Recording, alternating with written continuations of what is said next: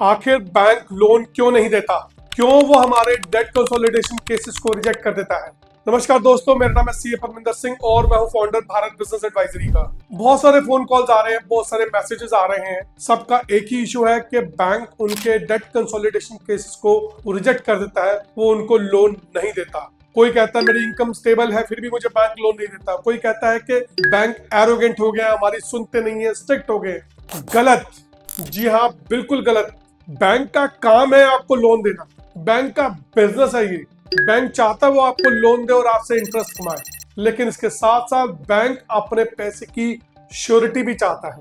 हमने बहुत सारी गलत धारणाएं बना लेते हैं और हम बैंक को ब्लेम करते हैं, लेकिन उससे पहले हमें अपना सेल्फ अप्रेजल करने की सख्त जरूरत है। मैं आपको आज बताऊंगा 4 ऐसे रीजन के क्यों बैंक आपका लोन रिजेक्ट कर देते हैं। सबसे पहला रीजन इज रिस्क लेयरिंग। जब हम मल्टीपल लोन्स उठाते हैं, हम जगह जगह से पैसे लेते हैं, personal loan, credit card, unsecured loan, lab, home loan, car loan, तो हमारे रिस्क बढ़ जाते हैं। डेट कंसोलिडेशन का मतलब होता है कि बैंक सारे लोन्स को इकट्ठा करेगा और सबका रिस्क अपने ऊपर ले ले। तो जितनी आपकी लिस्ट ग्रेडिंग ज्यादा होगी, उतने चांसेस है कि आपका बैंक आपका डेट कंसोलिडेशन नहीं करेगा। Reason number 2, DPD, days pass dues. अगर आपने कभी एक दिन के लिए भी लेट किया हो या आपने कभी भी मिनिमम ड्यू पेमेंट की हो अपने क्रेडिट कार्ड की, तो आपके प्रोफाइल में रेड फ्लैग लग जाता है। बैंक को अंदेशा हो जाता है कि यहाँ पे रिस्क स्टार्ट हो गया है। हम जितनी मैक्सिमम क्वेरीज करते हैं, बैंक को अंदेशा हो जाता है कि ये पैसे ढूंढ रहा है और वहां से आपका रिस्क बढ़ जाता है। रीजन नंबर 3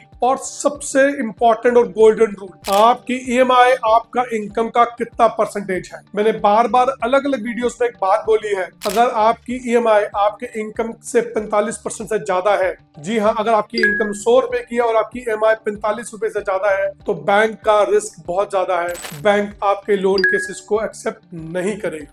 हमें समझना होगा, अपनी इनकम को स्टेबल करना होगा, अपने कैश फ्लोस को मैनेज करना होगा। चौथा सबसे इंपॉर्टेंट रीजन, आपका अनसिक्योर्ड एक्सपोजर। आज हम क्रेडिट कार्ड से लोन लेते हैं, हम पर्सनल लोन लेते हैं या ऐप से लोन लेते हैं, जहां पे हमने लोन तो लिया होता है लेकिन इसकी कोई सिक्योरिटी नहीं होती है।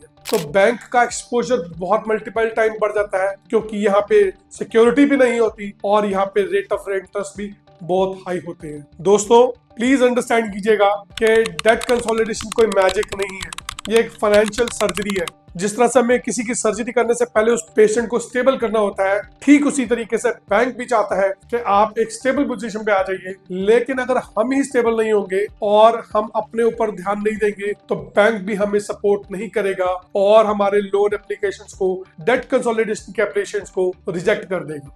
तो अब करना क्या है, ये 4 चीजें जरूर कीजिएगा और अभी से शुरुआत कर दीजिएगा। 1, सबसे पहले अपने डीपीडी को क्लीन कीजिएगा। अब मेक श्योर कि अब कोई भी ईएमआई लेट ना हो। नंबर 2, ईएमआई इनकम रेशो को कंट्रोल करें। कोशिश कीजिए कि आपकी ईएमआई आपकी इनकम के 45% से कम से जाए। तीसरा, अनसिक्योर्ड लोन लेने बंद करो। और चौथा, रैंडम लोन के एप्लीकेशंस भरना भी बंद कीजिए। अगर आप अपनी प्रोफाइल को क्लीन करेंगे, आई एम 100% श्योर कि बैंक आपके रेस्क्यू के लिए जरूर आएगा। मैं आपकी हेल्प के लिए हूं, मैं आपको सपोर्ट कर सकता हूं। आपकी कोई भी क्वेरीज हो, आप प्लीज कमेंट सेक्शन में उसको लिख के बताइएगा। मैं कोशिश करूंगा आपकी प्रॉब्लम से आपको बाहर निकाल सकूं। टिल देन, थैंक यू, धन्यवाद, नमस्कार, जय हिंद।